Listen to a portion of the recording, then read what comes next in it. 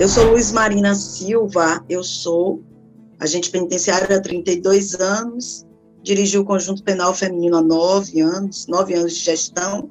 Hoje eu coordeno o Escritório Social da Bahia, uma política pública de atenção à pessoa egressa, pré-egressa e familiares do sistema prisional.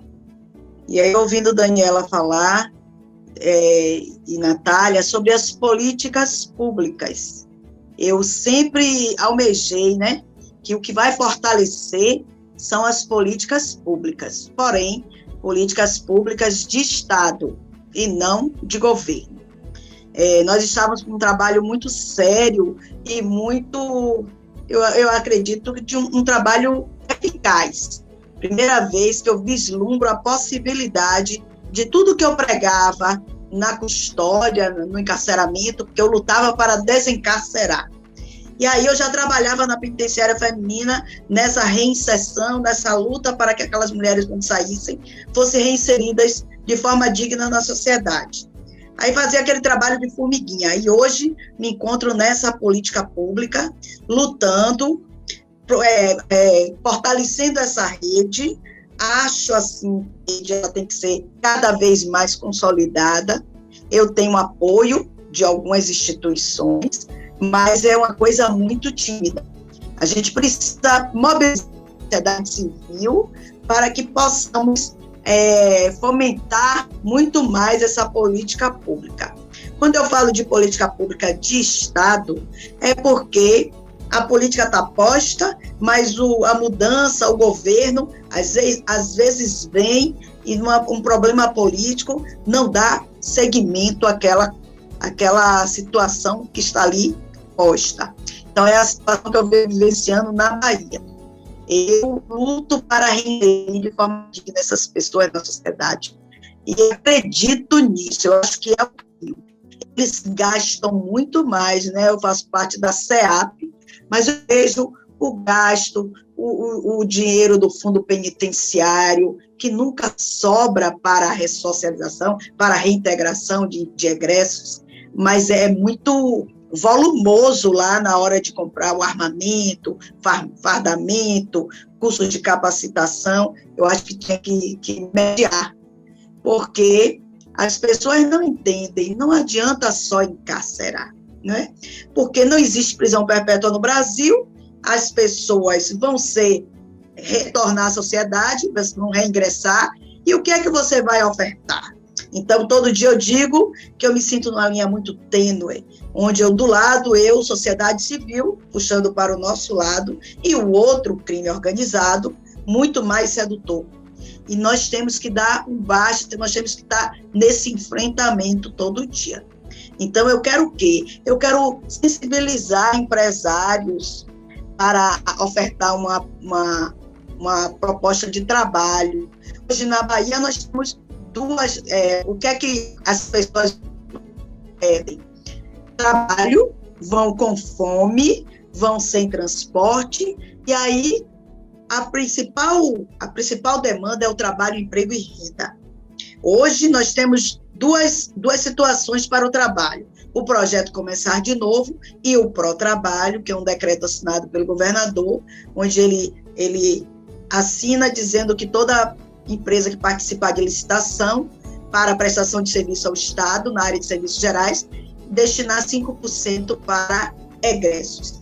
A gente sabe a dificuldade que a gente tem para inserir essas pessoas.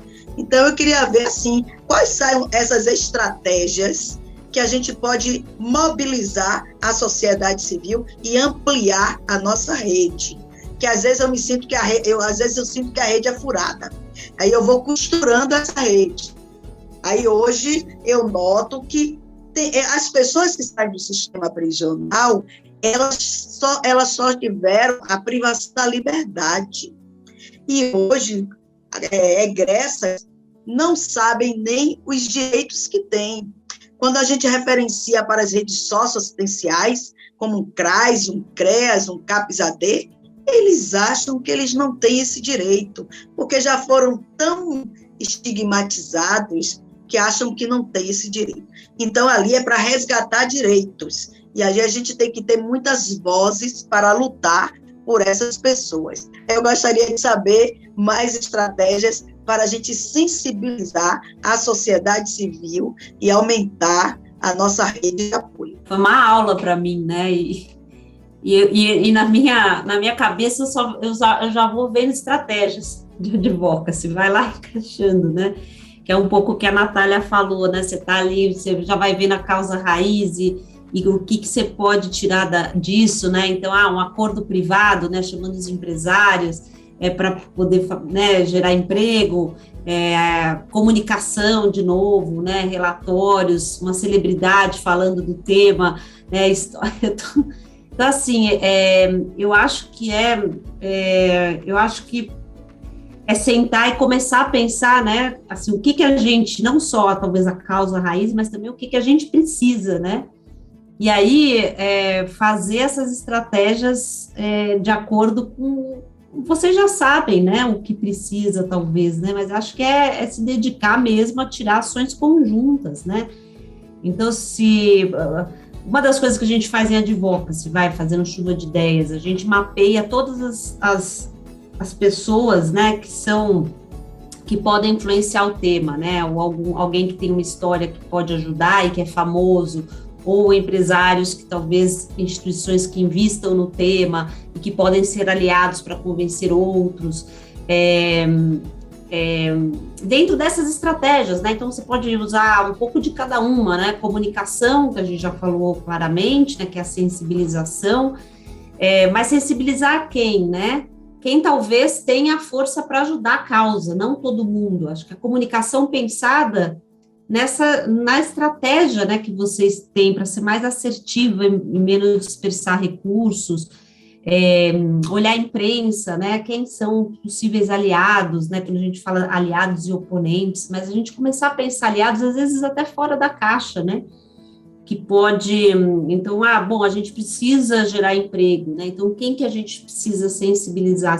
Você já deu aí uma super ideia, né, de fazer isso, e aí é só estruturar um pouco melhor, né, que um trabalho que não seja só de uma organização, mas dessa rede, né, desse grupo, que dá uma força também para chegar nas pessoas, né, e para ter aí um material. Luiz Marina tocou num ponto importante que foi das redes, né? Tem várias redes, mas essas redes estão furadas, assim. E aí eu fiquei pensando aqui justamente na necessidade de pensar essa rede especificamente de atenção à pessoa egressa, né? Porque a gente tem uma rede socioassistencial, a gente tem uma rede de saúde, a gente tem redes que trabalham políticas de diversidade, mas a gente não tem isso focado especificamente, às vezes, né, a gente já tem algumas redes constituídas, mas pensar essas redes especificamente para pensar as diferenças e as especificidades desse público, da pessoa egressa, que já tem um estigma que carrega, que nem sempre é entendido como nas suas vulnerabilidades, né? Vem de um acréscimo de vulnerabilidade do sistema prisional, etc., é que eu acho que faz amarrar essa rede mais um pouco, para que ela não tenha tanto furo, né? E aí a gente vai amarrando cada vez melhor quando a gente tem esse mapeamento de atores, né? Que Daniela colocou, de pensar quem está tangenciando esses assuntos, né? A política de atenção à pessoa egressa, mas não necessariamente trabalha diretamente com eles, né? Então, toda essa rede de saúde, de psicossocial, de diversidade, de pensar gênero, enfim, que pode parar e olhar comumente para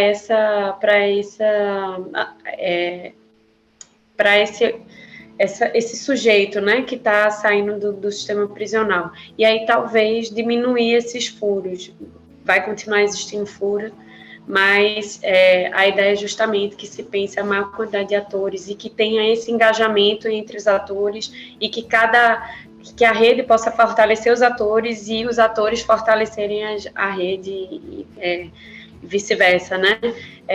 Então, só para colocar isso, para fazer essa distinção de rede em geral e de uma rede específica olhando para para o ator, né, que a gente está tratando, o sujeito de direito que a gente está tratando, que aí eu acho que faz bastante diferença. E quando se pensa no ARRAESP, que a gente vai para os atores, eu comecei, vamos fazer um mapeamento primeiro das instituições, e aí esse mapeamento das instituições foi qual a expertise de cada uma, para que a gente consiga dialogar numa perspectiva de que cada um tem em que contribuir.